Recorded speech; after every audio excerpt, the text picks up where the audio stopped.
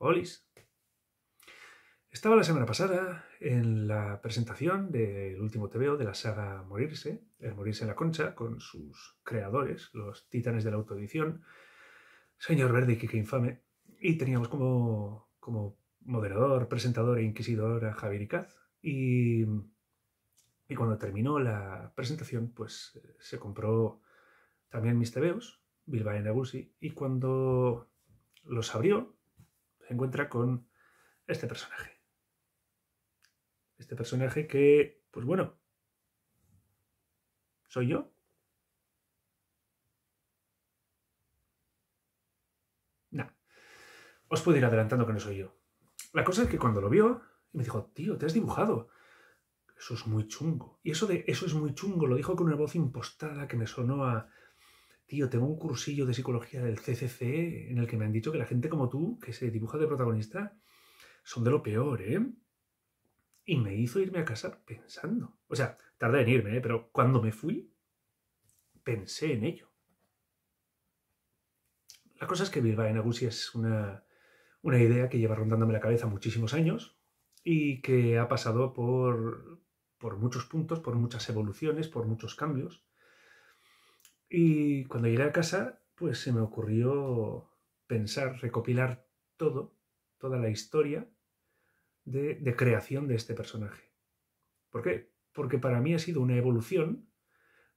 He hecho cambios que me han parecido normales sin ponerme a pensar en ellos, pero no los he verbalizado, no los he escrito, no los he listado en un cronograma, y ahora que lo he hecho, me parece divertido. ¿Cómo ha llegado este personaje a parecerse tanto a mí? Os lo voy a explicar. El protagonista, si os habéis leído el TVO y si no ya os lo digo, no es protagonista de nada, no hace nada. Realmente no hace nada que no pueda hacer el resto de personajes que aparecen en la historia sin él. Puede ser el catalizador, bueno, bien, vale, pero podría ser cualquier cosa. Entonces, ¿el protagonista para qué está ahí? El protagonista para mí, que soy el autor, es una herramienta. Es una herramienta por la cual os puedo contar a vosotras que estáis leyendo el TVO cosas de ese Bilbao, de esa ciudad retrofuturista en la que ocurre la acción. El protagonista tiene la labor de enfrentarse a cosas, encontrarse en situaciones y, cuando no las entiende, pregunta. Y el resto de personajes le explican. Y así, con esas explicaciones, nosotros, que estamos leyendo el TVO, entendemos cómo funciona ese entorno que he creado. No es más que una herramienta. Una herramienta que ya en el guión inicial, en los siguientes tomos, cobra importancia, pero que por ahora, en el primer tomo, las primeras 5 grapas, pues no. Y la única inspiración que tiene es un amigo que tuve en BUP, que su padre trabajaba en una gran empresa y que por cierto impuesto revolucionario de la época, no sé si os suena, pues tuvo que irse a los Madriles. Y pensé, pues mira, eso mismo le ha podido pasar a este. Estuvo en Bilbao en su infancia y ahora vuelve y se encuentra en una ciudad completamente diferente. Se tiene que enfrentar a esa ciudad. Está llena de magia y de gente loca. Ahora bien, ¿por qué ese personaje con ese tupé, con gafas azules, con una chupa azul y con patillas y con una nariz grande? ¿Es que realmente quería que fuera yo? Pues no. La cuestión es que yo acababa de dibujar, de dibujar mi primer cómic, Amor de Padre, y tenía otros 2 guiones en recámara. Llevaba mucho tiempo sin dibujar y no me atrevía a hacer guiones, mis otras 2 guiones porque estaban llenos de detalles o necesitaba que fueran más caricaturescos y como llevaba mucho tiempo sin dibujar tenía que volver a coger callo. Y lo hice con Amor de Padre. Una vez hice Amor de Padre, decidí dejar Bilbao Nagusi, que era una historia muy grande, y saltar al tercero. Con el tiempo el tercero se convirtió en una historia muy grande que no he llegado a terminar nunca y en cambio he sacado los primeros 5 números, el equivalente al primer tomo de Bilbao Nagusi.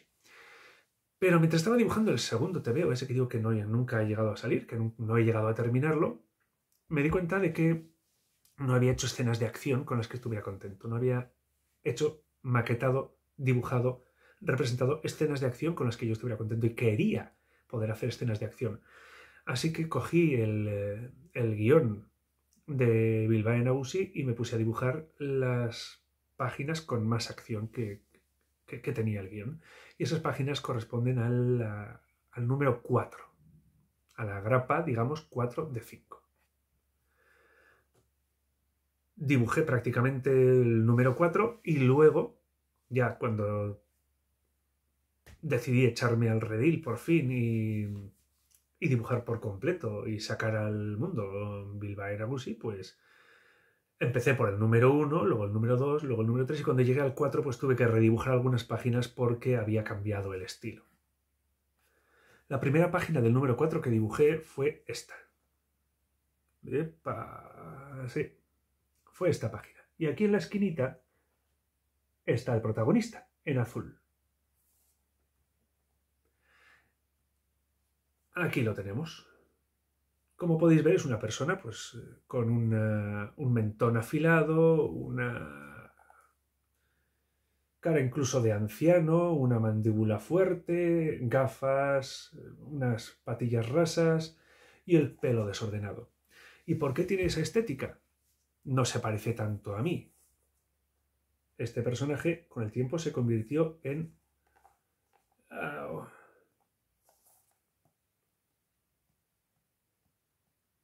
Este personaje con el tiempo se convirtió en este, que se parece más. ¿Cómo ocurrió eso? Vale. Tengo un personaje que quiero que sea una chanza a todo lo bilbaíno, ¿vale? Así que lo primero es llamarle Aitor, como los chistes de Aitortilla y Tormenta. Lo primero es Aitor. Ni el nombre tiene mucha personalidad. Lo siguiente, pues, tiene que llevar el pelo desordenado. Concho, como dicen de todos nosotros, de todos los vascos, que llevamos el pelo desordenado. Pues mira, lo tiene que llevar. Tenía que llevar patillas porque todas las fiestas y inauguraciones hipsters a las que había ido por aquella época tenían gente con patillas rasas. Yo por aquel entonces no llevaba patillas. Con el tiempo la gente dejó de llevarlas y yo me dejé patillas para regrosar un poco mi cara. Cosas que pasan. Y llevaba gafas porque por aquel entonces yo añadía a los personajes principales algo muy llamativo, gafas, perilla, algo para hacer el efecto superhéroe, como el túrulo de Superman, como un traje que siempre se repite, y es una característica física que te permite reconocer al personaje aunque en una viñeta esté bien dibujado y en otra esté mal dibujado. Ves al de gafas, es el único con gafas y dices, es ese, ya está. Así que tenemos un personaje con gafas, con greñas, con patillas y con el pelo desordenado. Y además, con ciertos rasgos ahí muy vascos, que son esa cara afilada, la nariz grande, orejas grandes, el ancianito vasco de estos cuadros típicos. Pues el personaje. A partir de ahí comienza la evolución. No olvidemos que, como he dicho, en el número 4 a duras penas aparece el personaje en las escenas de acción. Entonces, justo aparece esa viñeta. Pero claro, luego paso atrás y empiezo a dibujar el número 1. Ya empiezo con el orden. Y esta idea que tuve en un principio de que cada personaje tuviera un color y el color de cada personaje invadiera la viñeta por completo, pues la dejo atrás y empiezo a hacer un color más clásico. ¿Qué ocurre? Que este personaje entonces es un personaje que era azul en un principio, que tiene gafas entonces azules, de repente por la evolución sus gafas pasan a ser azules, las mías todavía no lo eran, pero luego fui a una tienda, tocó cambiarme de gafas, me enseñaron las que me gustaron y da la casualidad, eran azules. No pensé en este personaje para nada. Entonces este personaje que era azul pasa a tener unas gafas azules, pasa a tener una cazadora azul. ¿Y qué le ocurre al pelo? ¿Por qué pasa a tener el pelo así, un tupé? Bueno, pues porque toda la acción de Bilbao Nagusi ocurre en una sola noche. Y en una sola noche no te puede crecer todo el pelo desmelenado. En una sola noche no te pueden crecer patillas. Entonces él tiene una cantidad de pelo como para llevarla desmelenada, pero viene de fuera y no lleva ese peinado en un principio. Cuando termina en la historia tiene el pelo desmelenado. Es una manera de hacer otra chanza sobre esos típicos peinados tan desmelenados de parece que venimos del monte todos.